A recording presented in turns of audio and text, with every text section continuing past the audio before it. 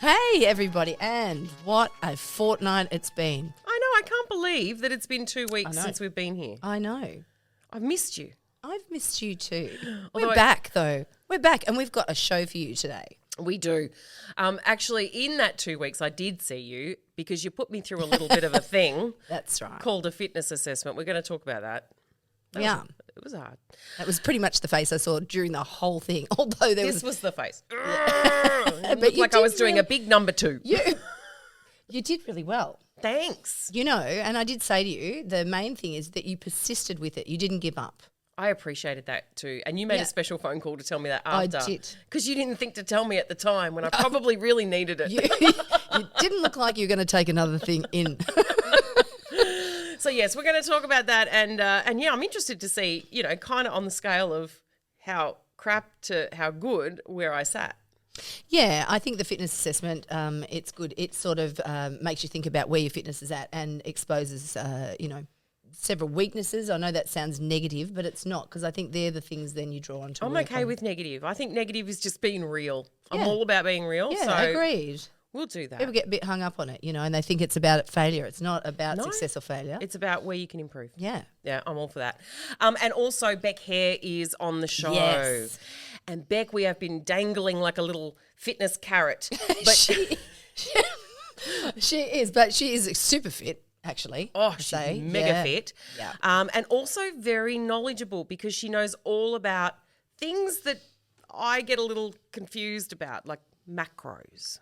Yeah. I think some of those things are really difficult for people to understand, and also become so complicated that people just think, I'm not doing that. Yeah, absolutely. And I think with Bec, we're going to have her on a little bit. She's got so much knowledge that we're going to break it down and talk about some different topics. But today we're definitely going to cover macros, why they're different for everybody, and why you probably need to see someone who knows all about that and not go out there trying to do it yourself. No, not at all. And, there's danger in doing that as well. I think that the calories, the macros, that sort of thing, it can become obsessive for some and just too hard for others. Absolutely. All right, so that is coming up, but stick around because we're about to reveal how unfit I truly am.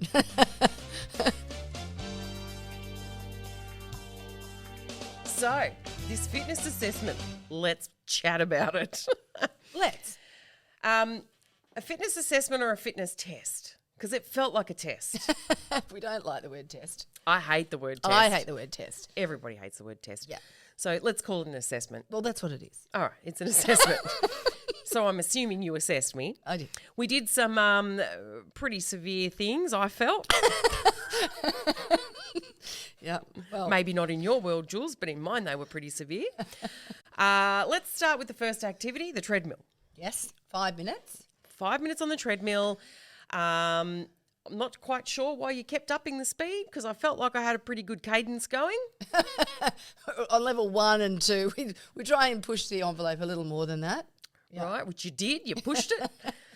So, yes, we pop you on there. Obviously, get your heart rate up a bit. That's just to warm me up. Blood moving and see whether you're going to pass out. Yeah, and I made it through that, so big tick for that. You did. Made And, it through. yeah, you're able to talk to me the whole time. Absolutely. And that's a thing. We do what's called a talk test. Oh, you were talking to me on purpose. On purpose. I love talking to you. But that was on purpose, yes. Right, okay. And then after the treadmill, what did we do? After the treadmill, I think we moved to one of my favourites, which is a squat depth test. That was not one of my favourites. No, and actually it's quite a difficult move for most people. Really difficult because you were telling me go further down. Yeah, well, this is it's judged. I mean, it's we won't go into the the whole assessment of that movement at the moment, but you have to hit a certain level in the test. The depth of squat, maintaining an upright position to have them counted as one. So what'd you do? Just skip a heap when I didn't do it right? Well, yes, we didn't count those. You did many in 2 minutes, so it's timed in 2 minutes. How many did I do? You did many. Many? But we didn't count them. I think we probably got 4. All right, so some improvement to be made. That's what you're saying. But you know what? You were there and you were doing it. I was doing it. Yeah. And then after that? We did some pull-ups. Yeah, on a machine assisted. Called? Well, they in some gyms they're called gravitrons. So which just always instantly takes me back to the Melbourne show, and you've just had a hot dog and you're spinning around going, that was a mistake. And some people feel exactly like that when they get off the gravitron, actually. And that's what I was going to say. I kind of had that same regret when they feel a little bit because it's up quite high, isn't it? You have to step onto it, and it's sort of really crazy. And you got to pull yourself up. And Jules was like, use your scapula, your back, your stuff. So it's one of the pieces of equipment in the gym that's misused perhaps. It's not used very well by most people. So and you didn't give me the instructions on how to get off it. That's what I found. We're a little bit gung ho, and Andrea decided to dismount quickly. Jump ship pretty quickly. Before I could say to her, before you get off, make sure you ease your way off so that it doesn't throw you through the roof. And instead, did it the other way. Yeah, almost a somersault. All right, so that was to assess what? You actually did very well there. Yeah, what did that assess? So we were focused there on a parallel grip pull-up. So that was focused on your back. Right. And back strength. So, again, the importance of form. So we went through all that first, other than the dismount. And you did actually quite well there. Yeah. Oh, good. So I'm pretty strong. You are strong. Yeah. Maybe not fit, but strong. After that, we did something that's a little bit difficult, actually. We did an RDL with dumbbells. So we looked at the form first. What does RDL stand for? And it's not a cheap drink that you buy at the bottle-o. It's got a different meaning. That's UDL, isn't it? Yeah. Sorry. RDL, so Romanian deadlift. So we did a deadlift. Were the Romanians good at lifting dead? Obviously. They had to lift a lot of dead people. Thank you. They did a lot of slaying. Boom, boom. Righto. So went through that, and then we went to push-ups, a favourite. So we did knee push-ups. Yes, did knee push-ups. And I said I was strong until you got me to do a push-up. Yeah, it's tricky, and most people really think they're going to face plant doing that. But and the sad thing was, I used to be able, that's the thing. I used to be able to do some. I was all right. Now I'm terrible. It is a specific type of movement, and you obviously, if you train specifically for that, you can get better. But it does show whether you are weak in the upper body very well, which is why we look at it as well. It's a compound exercise, and focuses on not only upper body but your core. When done properly, and it does expose a lot of weaknesses. Yeah. But you said I was all right at the old plank, eh? You did well in the plank, yes. You maintained your position predominantly. That's a positive. It is. Yeah. Do you want me to say? Yeah, go on. Yeah. So I think it was about 2 minutes. We were going for a maximum of 2 minutes. And Andrea did get a respectable 42 seconds. Oh, that's not 2 minutes. Some people struggle to do that. So I think that's, pat on the back. Yes. A planking back. After the plank? Then we did another favourite of mine, dead ball slams. I actually like this. They are pretty active. These done properly. So it's cardiovascular fitness as well as strength involved there. And I must say by this time you were pretty tired, but you really did not give up. Slammed it. Yeah. I gave you some encouraging words, and you hooked right into it. So I'm pretty impressed. In my mind, I'd picked Julie up and I'd slammed her on the ground. That's right. That's right. Again, we're going for, I think, 2 minutes. You're working with a 3 kilogram ball, and I think you got 21 there. 21. Yeah. Respectable. And then after that, is that when I went and did the rowing? Yep, 250 metres of rowing. That was a long way, 250 metres. Just saying. It does feel like it after you've done a fitness assessment. Yeah, it's all part of and at the end of a fitness assessment. So, and fair to say I felt like I was going to puke by that point. You did mention that a couple of times. Yeah. I did. I had that little bit of reflux going on. Yeah, but you didn't. I didn't. Which is good. I walked out of there as wobbly as I was. And the funny thing was I had parked just next to a gutter. So to get to my car, I had to step down that gutter, and I wasn't quite sure my leg was going to actually hold me when I took the step. It was a bit wobbly. Yeah. And the car I was driving was my little pride and joy, my 1996 Toyota Celica, and she's manual. And my little leggies were like, oh no, second gear. Oh no, third gear. Clutch.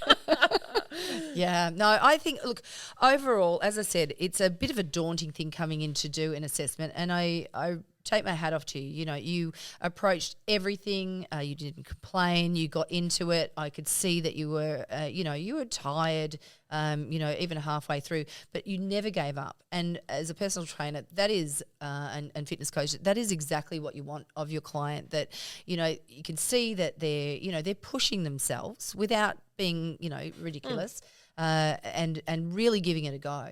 Because for me, that shows that you are going to commit to what we're doing, take it seriously, and that's where you're going to get your improvement. So we'll come back at a later stage in a number of weeks or months and do this assessment again, and have a look at the comparison. And I'll get better numbers.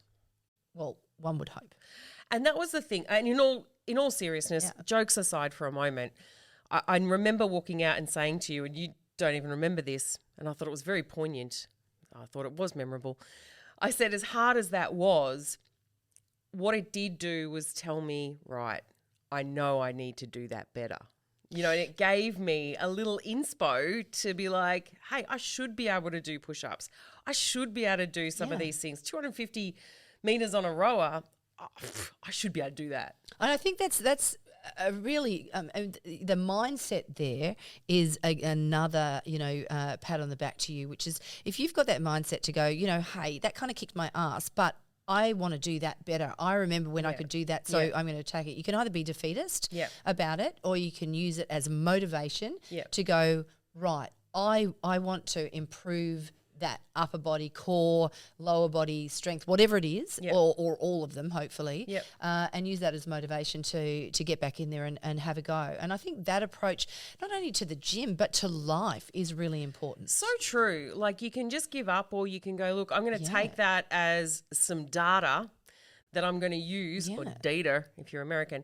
I'm going to use that, and I'm going to turn it into something. Whether it, be the inspiration to get better or to change paths or do whatever, but always take it on and try and do something else. Absolutely. And, I say to my children all the time, you have choices in life, and sometimes they are really difficult, and sometimes life is kicking you in the ass. You have a choice to, roll over and play dead, so to speak, or to go, no, I'm going to change that. I'm going to, I'm not going to do that. I'm not going to settle for that, whatever it is, and say, I have a choice here.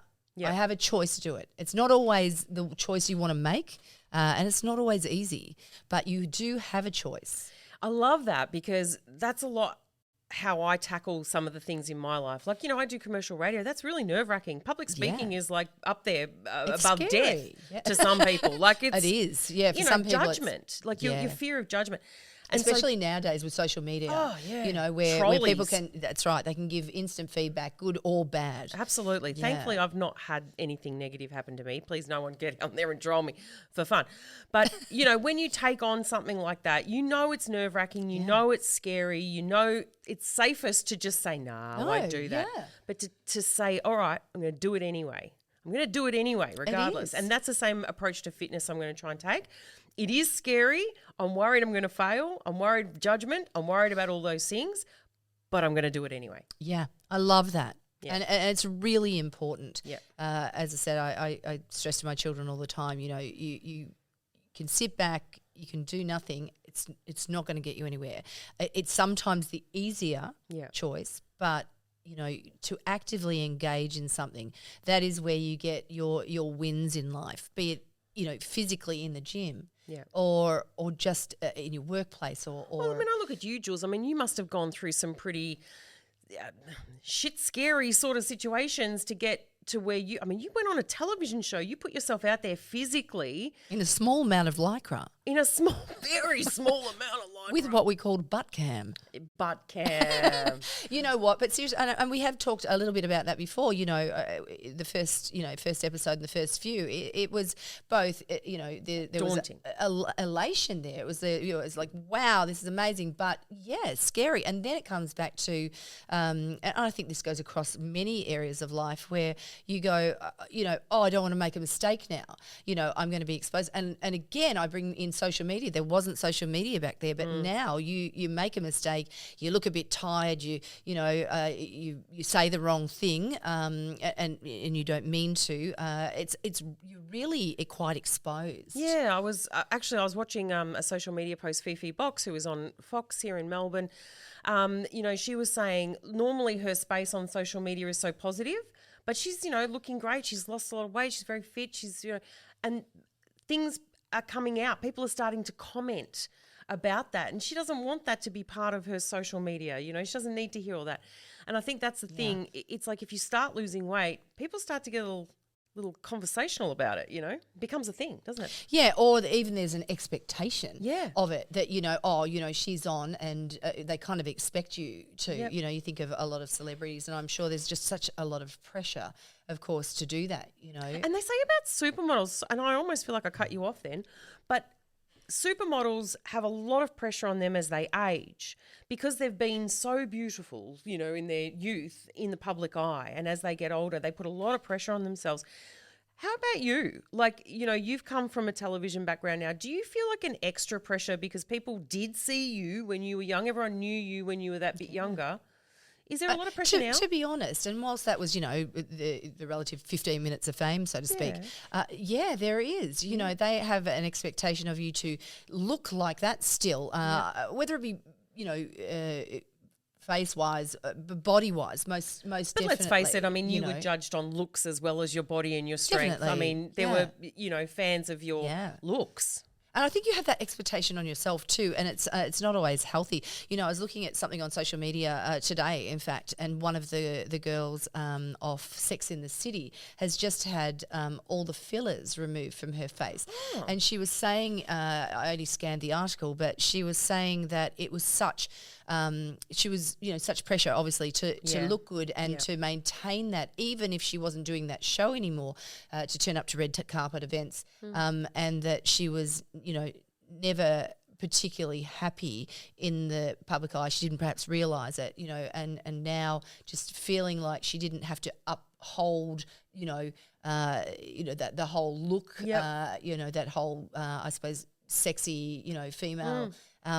Ageless female as well. So I think that's very interesting, and there are a lot of pressures that are put upon us, and certainly I don't liken my story to anything in Hollywood, but what I will say is that when you're feeling like that, and I come back to this, and my children will moan and groan about hearing this, is that because they are our audience, by the way, just your two kids.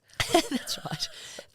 There are choices, and that actress has made a choice to choose happiness for her over over the pressures of putting on that sexy sort of an ageless face. And it's a brave thing to do. However, in saying that too, I think there's fairness that some people that's not a pressure to them. That's what they want to do, and that's fair enough as well. Everyone again has that choice. You all got choices. But I think there's huge pressure on us to look a certain way.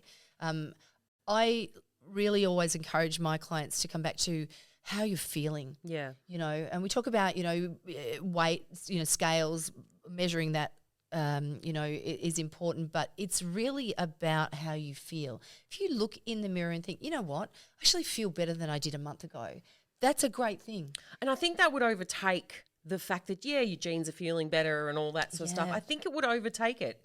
It'd be like, I'm looking great, but man, I feel great. And feel confident. Yeah. You want to feel confident about yourself, And strong. Yes. When you walk you get out of the car and, your knees sort of ache. And indeed. All that. You want to be able to sort of get out of the car and get going and not feel your body. And it always reminding you that you are failing it.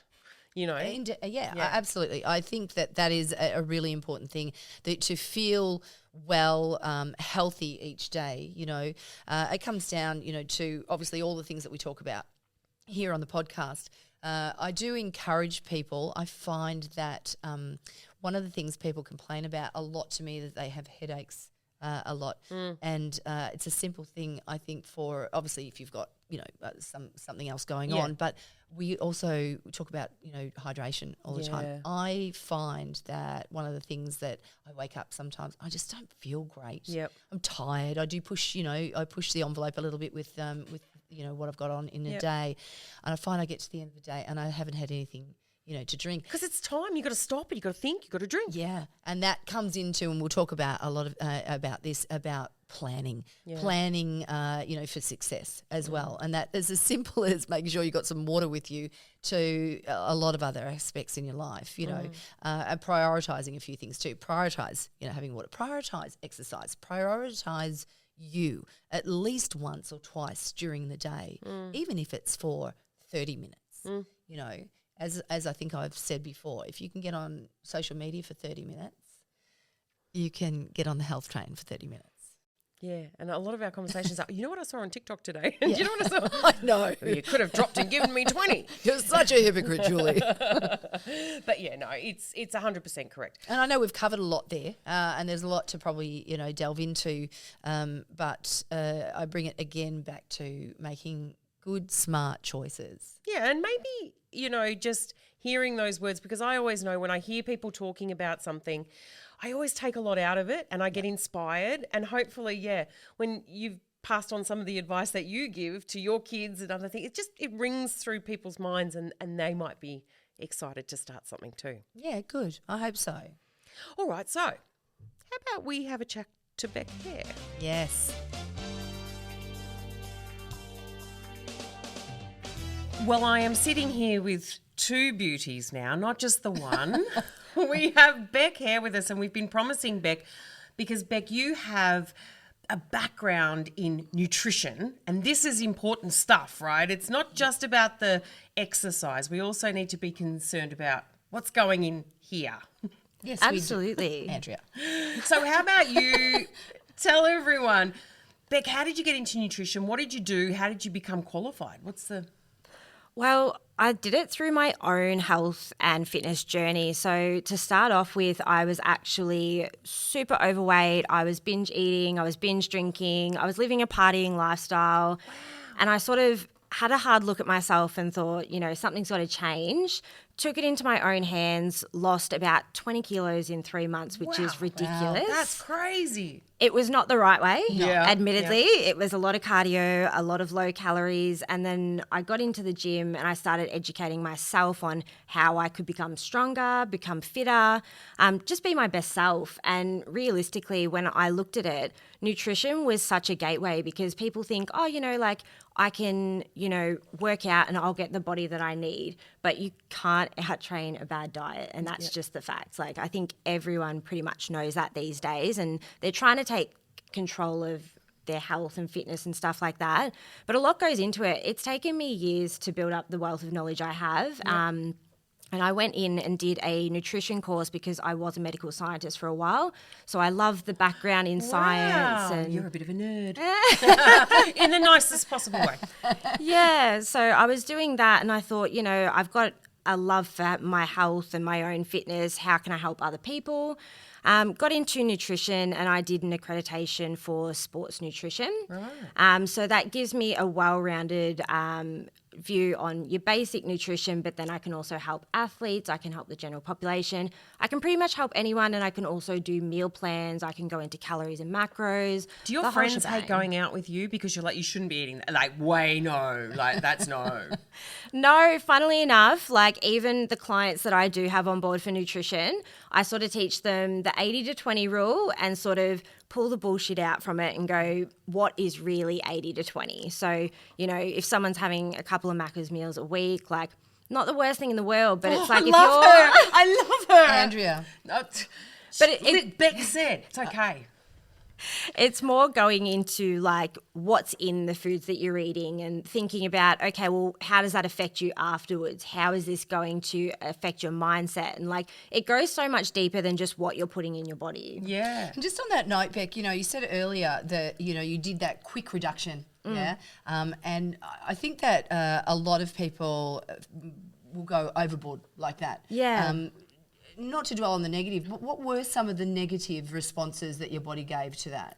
I was super fatigued. I lost a lot of muscle mass. I was at the skinniest I've ever been. And I remember I started losing weight or wanting to lose weight because I wanted to be skinny. I'd never been skinny. And when I got there, I just wasn't satisfied with how I looked or how I felt. Yes. Like I was fatigued, I was undernourished, I was irritable. It was just not it. And when I got my bloods checked, it was showing like I was low in iron, I was low in vitamin B and like all the important things that you need. And I was lucky I didn't lose my period, but like it could have gone that way if I had have gone any longer in a deficit. And I think that's great for people to hear and understand that it's, there's lots of fad diets, there's lots of quick ways to do that, but it's not sustainable. No. And it's not healthy at all. No. So, it's I think that people need to really hear that and understand that, there is a lot of hard work involved in doing this. Yeah.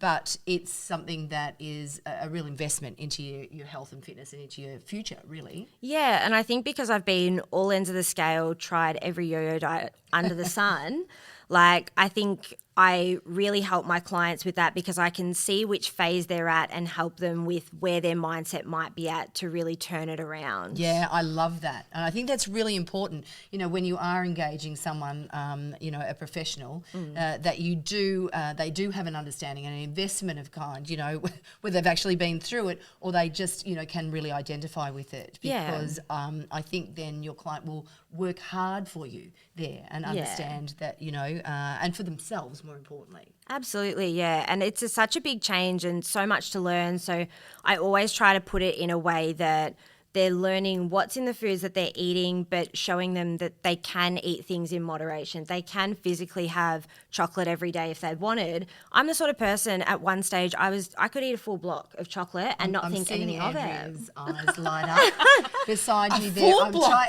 Did you hear that, Jules? A full block. But I think what Bec is saying, that she does a lot of work to allow that. She can earn it. Is what you're saying.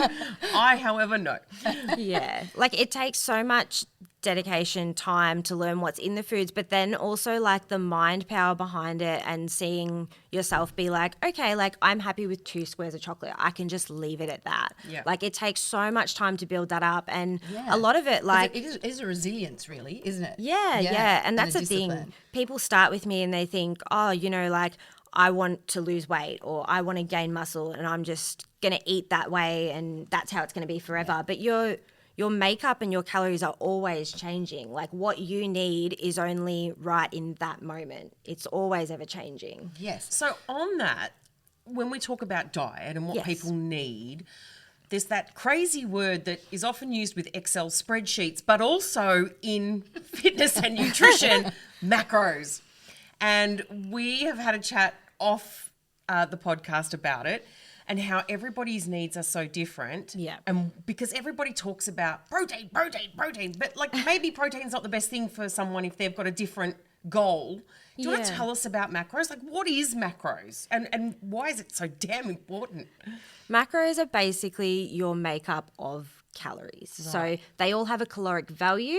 They all have different amounts of nutrients that your body needs basically to function. They all have different functions in the body and they're all super important. You find a lot of people when they're dieting, they'll cut carbs or they'll cut fats and protein's important, like you said.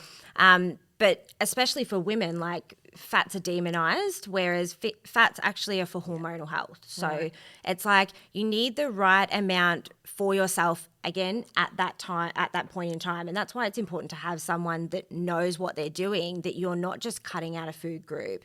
You've got obviously your macronutrients, which are your bigger scale things. Then you've got your micronutrients. So your micronutrients are more like your magnesiums, your phosphates, all that sort of stuff, the little nutrient-dense things that are going to help keep your body functioning, yes. And it's super important as well. Yeah. Absolutely, super important. But in terms of like your caloric values and your makeup, that is it. Your macros are it. You've got 4 types of macros. Yeah, I was going to say, so like fat, carbs, protein, and alcohols. Wow, I didn't know they factored in there. Yeah. No, again, no. Always with the no. Getting used to it. Yeah, so they all have a value per gram. So you've got your carbs, which is 4 calories per gram. Then you've got your fats, which are 9 calories per gram. So they're a little bit higher. They're a little bit more dense. But still important. Yeah. Your protein is 4 calories as well per gram, and then alcohols are 7 calories per gram. Ooh, naughty. Yeah. So I think like a lot of people, when they're learning to track, they think, oh, alcohol, that's just carbs. No, like it has its own caloric value, and that's why it's super important to restrict that, because alcohols don't really do much for your body. Yep. Yeah. Oh, I would imagine they do some damage to your body. They do at the time. Yeah. They help your social life, but other than that, no. So, but are all alcohols the same or are they different? They've all got different values, but they all run under the same umbrella. Right. So an alcohol is an alcohol regardless of what it is. Whereas in terms of your other foods, they can be made up of all different macros and different like amounts and ratios of macros. Right. And so obviously, depending on the client that you have and what their goals are, you will set different levels for each of those. Yeah, absolutely. And that's like what I've spent time learning. It's what's going to work for other people. In terms of like your fats, as I said, your hormones are super important, and that's something you want to keep in check. So you would want them on the higher scale. But if you've got an athlete coming into, say, a competition, they're going to drop those down because you eventually run out of things to get rid of. Is it good and bad to go up or down or to make these shifts dramatically with your macros? Like, does that make a difference? Realistically, if we're talking from a viewpoint of just wanting to get healthy, I would normally, for my clients, prioritize the calorie value itself. Yep. Protein, I would set out a target and be like, look, let's get within 10 grams of that target that I've given you. In terms of fats and carbs, I will give a target, but it's not so much important. Okay. It's a 1%er. Yep. It's more interchangeable. You're really wanting to focus on, I guess, calories in, calories out, and your protein, because your protein is going to keep you fuller for longer. It's going to help with recovery. It's going to help you build and maintain muscle. Yep. So when you say more or less like the calories, this word I keep seeing on social media is like calorie deficit. Yeah. Can you explain what that means? Like calorie deficit. So if we want to lose weight, we want to be in a calorie deficit? Yeah. So basically your body has an amount of calories that it runs on. That's basically your maintenance. Yep. From there, if you're wanting to lose weight, you need to be in a deficit. You can do that through exercise and nutrition cohesively. You don't actually have to work out to lose weight. You could just put yourself in a deficit from your maintenance, which is obviously being lower than what your body is needing to function. Mm-hmm. In doing that, though, when you're working with someone like myself, we make sure that you're doing it sustainably and not in a way that's you're going to lose it all really quickly and you're going to have really bad health outcomes. Because what do you lose muscle and important things as well if you do it that way without sort of building muscle? Yeah. Well, even like I said, with my own health and fitness journey, I cut down my carbs, I cut down my fats. I was eating protein, but I had dropped myself to, look, if I am being honest, when I used to track, I dropped myself at one stage to around 1,300 calories, which is less than a 4-year-old should be consuming per day. Girl. Like, and very people low. are very confused by, what should I be consuming? What level should I be setting that, that calorie? So you would work that out for them, like their basic calorie requirements and then what they might need to drop tiny bit to lose the weight. Yeah, so you basically use a calculator. It factors in, age, weight, height, gender, all that sort of stuff, and then what they do during the day in terms of exercise, their average step count. From there, I'm able to split up a macro split that would work best for them. And normally when I do that, I look into factors like, what's their job? Are they sedentary? Do they like to work out? Sit on my butt. Yeah. Yeah. It's like you need to factor in so many things. Like those apps like MyFitnessPal, they'll just give you a random thing and say, in this many weeks, you'll lose this much. Yeah, it says if you were, because I've got it, and I track my stuff there, but it says, like, if you were to keep going like this today, you could be this much by this date. But is it sustainable? Yeah. Is it healthy? Yeah. They're two huge things. It doesn't say, you probably shouldn't have had the cheeseburger, you should have had something else. It doesn't say that. Well, this is something that we were talking about, off air, which is that you can, verse quality over quantity. Yeah. And you can get your set amount of calories in per day in one meal or over the course of the whole day, controlled and, under advice. Yeah. And that's the healthy way, obviously, to sustain it and to keep going and then adjust it as you go along to reach those fitness goals. So everybody's got different goals. What are some of the main goals that you would see that people would have? Obviously, weight loss would be one. It's a big one. Yeah. But on the opposite end of that, there's people who need to put on weight. Yeah, absolutely. So you've obviously got your deficit. You've got your people who want to sit at maintenance. They don't want to do anything with their weight. They're quite comfortable. They maybe just want to, I guess, tone up is the word. Where feel healthy and just kind of keep it all tight.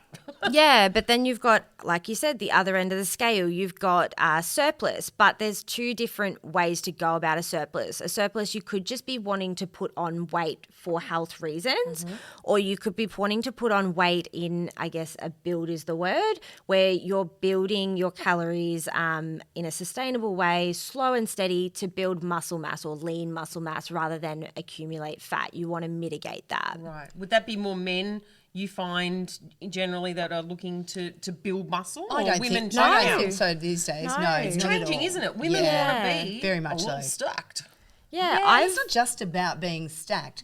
Even that tone, that muscle quality and definition come into that, where you don't have to be necessarily big and bulky. Yeah. Well, that's why I said tone in quotation marks before, because the whole idea of toning, when someone comes to me and says, I want to tone up, it's like that is the act of going into a surplus and building muscle, but then going into a deficit to reveal the muscle. So the toning is kind of just a word for the two different phases. And you kind of, when you're into your health and fitness and like you're going through those phases, you'll do a decent phase in a build and you'll keep building. You'll spend more time in a build than you will in a deficit. And a lot of girls these days are wanting to build muscle. It's just, how do we do that? So they build it first and then they tone it. And Build and refine. At the moment, I will say that Bec is working with my son Eden, and we've been having a bit of a laugh. Eden is at the moment just coming out of a build, his first build. Yeah. I'm dying for Eden to go into what is known as the cut, asking Bec nearly every week. So when is he doing his cut? Predominantly because he is costing me an absolute fortune. The food bill? In food. And we were laughing too because, and this is more around the bodybuilding area, that Eden's not only costing me a fortune, but he has gone from, oh my gosh, I so am like can eat whatever I want. Yeah. And I keep saying to him, mate, you're going to have to get rid of that Enjoy soon. it while you can. Well, to the point where he's going, I really want to do this cut. I don't want to eat anymore. And I said to Eden when he started working with me, I said, look, are you excited to go into a build? We can do a little cut first. And he said, no, I'm excited to build. And I said, mate, trust me, by the end of it, you'll be screaming for a deficit because you are force feeding yourself. And like, that's obviously another ball game. Like bodybuilding is a completely different story. Yeah, and we're talking more along the professional lines then. Yeah.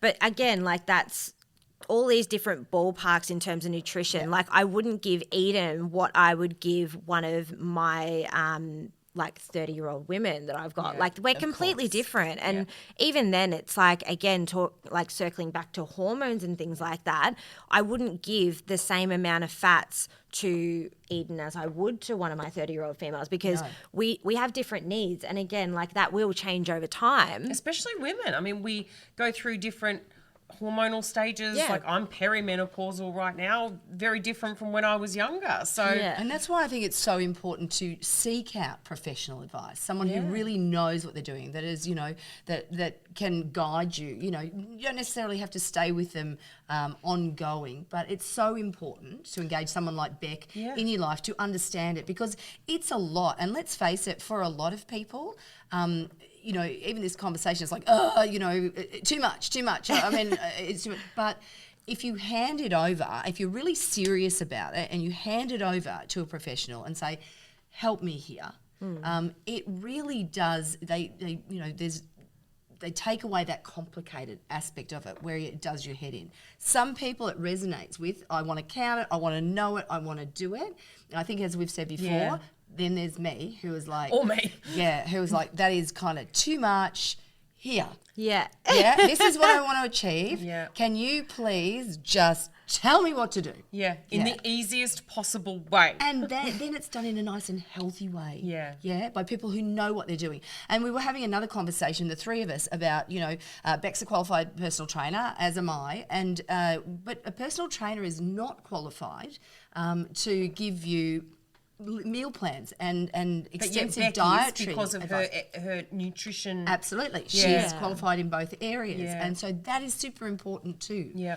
To make sure that you're going to someone like Bec, who I might say too is just a few months, about 4 months away from doing her next body build. Yeah. Comp. Yeah. Ooh, what's that? Tell us about the comp. She's looking amazing. Are we able to show some photos of you? Yeah, that's so we'll fine. share some photos of you with, she's like, Yeah, I know. amazing. It's crazy.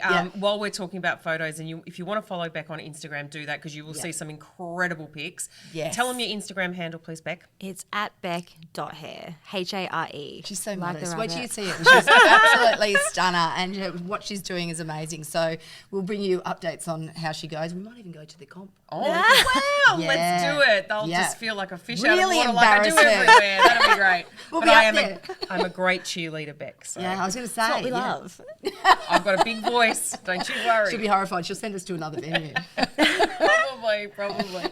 All right, so macros, I'm really grateful that we've had this chat, because for me, it is all very, very confusing, but maybe Bec will help me work out a little situation where I don't have to feel so confused with my meals and what I'm doing. And when it comes to the two sides, I thought that was really interesting. Like you were saying, that there's people that want to sort of lose things, and then there's people that want to gain things. So there's those two sides to the story, and gender and activity and everything comes into play. So thank you for explaining all of that, because we see a diet or we see something on social media or on television and everyone just jumps on it. It may not be right for you in so many ways. Yeah, absolutely. And that's like that whole, if it fits your macros, or that keto diet or the carnivore diet, it's like, it's going to be what works best for you. A diet is what's going to work best for you. At the time. At the time, it's like intermittent fasting and, all of these things. There's so many things. We've got lots to talk to you about over the coming months. There's so many questions. I think covering some of those things, helping people, with food hacks, I think you and I were talking about. So Bec's got lots of ideas around things. So we would love to have you back to